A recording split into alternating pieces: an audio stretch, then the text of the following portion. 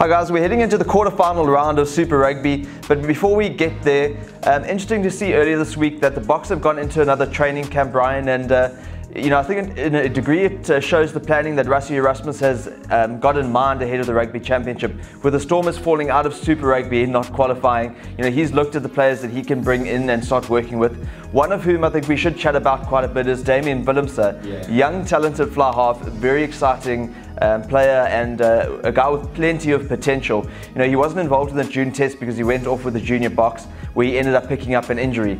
The big question now is if he's going to be fit, should the Boks bring him in for the Rugby Championship? Is it too soon? I'm of the opinion that probably not. We're nearly a year away from the World Cup. We've got to see what these guys can do and if they've got what it takes. Rassie Erasmus has spoken so much about will guys sink or will they swim? And there's no better time than now to see if Damien can swim. I think he will. Yeah, so what are we basing Willemse's inclusion in the Bok setup on, right? So on the evidence of what we've seen in Super Rugby, he's clearly talented, right? So that's primarily what we're basing this on. He's clearly talented. But I think it's my view that it's time for us to move past talent as the primary criteria for Springbok fly-off. We've done it for years, like as longer than I can remember. Of course, talent is a key ingredient in the mix, but it's not the only ingredient. I want to see him win games for the Stormers. I want to see him being the defining factor in games for the Stormers. I think that combined with talent, element of that winning game for the Stormers then speaks to his temperament, right? What is talent without temperament? It's useless. It's gaffie de toy. And I want to see the two combine, and then for us to have a discussion about Damian Willemse. I don't think talent should be the primary criteria for Springbok fly-off anymore. There are many people who hold your view, and I respect that view. Does he have that level of talent that given an opportunity at the Springboks, he then becomes the player that I hope he will be? Who knows? We can only see if he is given that opportunity there. He might be just a different level of talent, and then I'm eating my words. Yeah. But I'm cautious. I'm quite wary of doing that again. Yeah. And so effectively we've got a player like Andre Pollard almost learning on the job, and he's a fantastically gifted player. But again, I would have liked to have seen him play a little bit more for the Bulls before he made the transition there.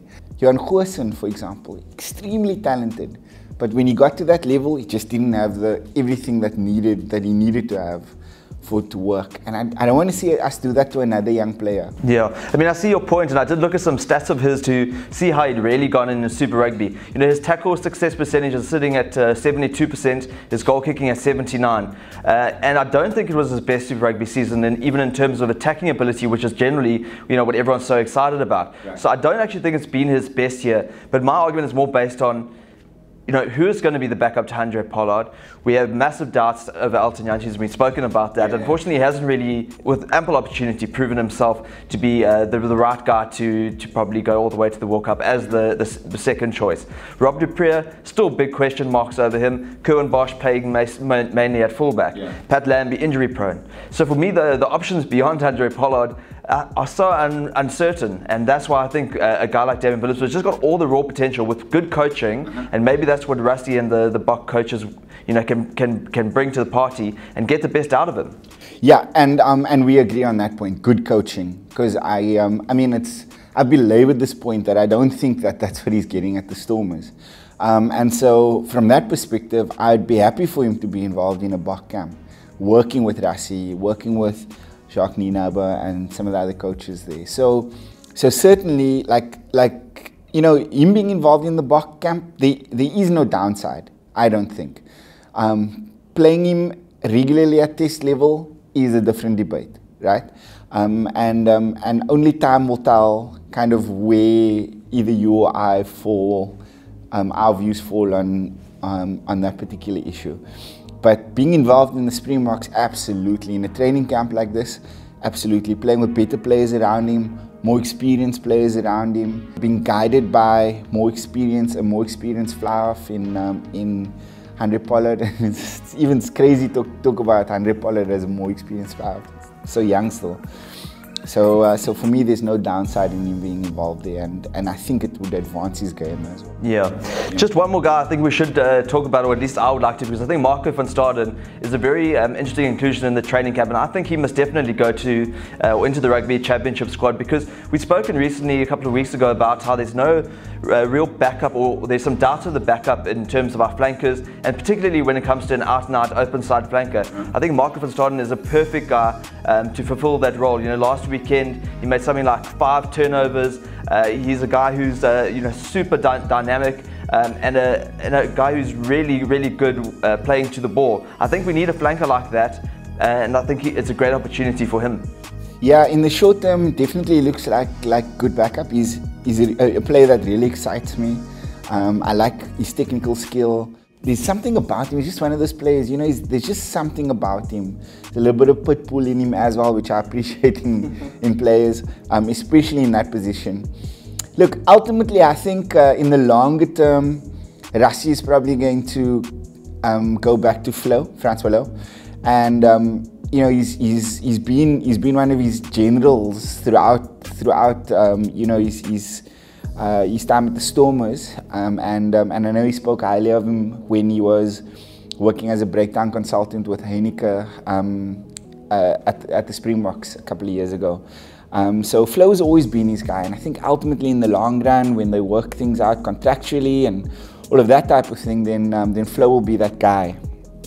And I must take my hat off to Khaleesi, playing in a position where he's unfamiliar, and it's a very specialized sort of skill set that you need to play there, and I thought he adapted well, but I don't think he's the answer for us in that position, and Van Staden has just really put pressure on him now, and so he's the type of player that I think that even without the experience that I mentioned before, like pertaining to Damian Willemse, Van Staden's the type of player that you just look at and go, like, this guy's adaptable, and he looks like he's got what it takes to make the step up. So that's an inclusion that I'm really happy about. Hope he gets opportunity. Yeah. All right, and then let's move into the Super Rugby predictions. And Sharks through to the playoffs. Can you believe I actually picked them correctly to beat the Jaguars? Yeah, what do I know? So we never saw that one coming. But the reward for what it's worth is now to go to Christchurch to play the Crusaders, and we don't need to be geniuses to work out probably how that one's going to go. I think it's going to go really badly for them. In fact, like the Crusaders for me are like the most balanced team in the tournament. I really enjoying watching them because they tick every box. They're defensively solid, tactically so astute. We don't need to talk about the attacking prowess, right? And they've got match winners there, guys that no matter what the match situation is, you'd always back to turn it around. Them playing at home, different proposition altogether again. I fear for the Sharks, man. I think they'll lose by 30 plus, honestly. No, I mean, it could happen. It could be a blowout. I mean, there are so many stats that just show how good they've been over the last couple of years. They've lost only 3 games in the last 2 years, and the South African team's never gone to New Zealand and won. So I reckon, probably around 20 win for the Crusaders. Yeah. But perhaps something more positive that we can be about is the Lions' prospects against the Jaguars, and I think the Lions will come away with a win there of about 8-10. I think they've built some nice momentum with the win last weekend over the Bulls, and I think the Lions know how to get the better of the Jaguars in terms of they've identified that they're a team that feed off quick ball, super dangerous with ball in hand, and so the Lions know the recipe will be to starve the Jaguars of possession, and the Lions are good at doing that. They love to play with ball in hand themselves, win penalties at scrum time, set up the line out, and then get that maul going, which is also starting to work again with Malcolm Marks and Warren Whiteley just helping that spine of the Lions pack. So I think the Lions will come out on top. Yeah, I agree. Pragmatism is the way to go, especially against that Jaguars team. So gain line dominance. You were talking about quick ball earlier on. That's a big factor there. So the Lions, I think, have the edge there, both on attack and defense. I think they'll get momentum at the gain line on attack, and they'll be able to stifle the Jaguars, recycling that ball quickly. And you're absolutely right. They feed off that, and they'll kill you from broken field if you give them the opportunity to as well. And yeah, I think let's take our hat off to them for how how they've mounted a bit of a resurgence in the second half of this competition to put themselves in this position. And when you consider that they're rookies in this competition in many senses, and to see how they've kind of developed to the point where they're now contesting a quarterfinal. I mean, we've got, and you and I were talking about this before, and it's an indictment in South African rugby that we've got two franchises in the playoff stage of this competition. One that scrapes through by the skin of their teeth. Then you've got a rookie franchise like the one from Argentina, where they're producing these sorts of performances, and they're contesting. They're giving themselves a chance to win the trophy. Do I think they're going to do it? No, I think the Lions just have too much for them, and you touched on all of the points, and those are spot on. I think pragmatism is going to win it for the Lions. They're going to grind them down, and then I think in the final quarter they'll probably just pull away there.